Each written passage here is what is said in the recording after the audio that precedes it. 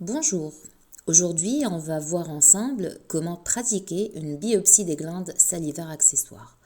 Je vous rappelle que cet acte rentre dans le cadre du bilan étiologique d'un syndrome sec buccal et que les principaux diagnostics à rechercher sont le syndrome de Sjögren, la sarcoïdose, l'amylose et la maladie associée aux IgG4.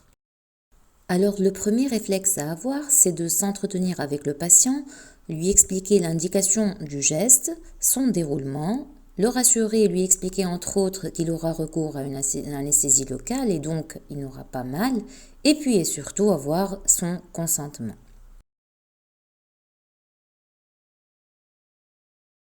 On va avoir besoin donc de gants stériles, de la bétadine avec des compresses stériles donc pour la désinfection, donc une seringue à insuline avec donc de la lidocaïne pour permettre et réaliser donc une anesthésie locale.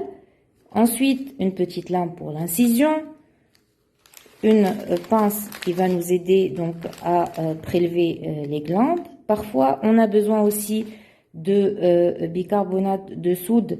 Ça peut aider donc à l'hémostase. Puis enfin, donc on va mettre dans ce petit tube avec du formol, donc on va mettre les glandes prélevées. On va maintenant procéder à la biopsie. On va tenir la lèvre inférieure, désinfecter la partie interne. Ensuite, on va injecter doucement l'anesthésiant local et attendre quelques secondes pour que ça fasse effet.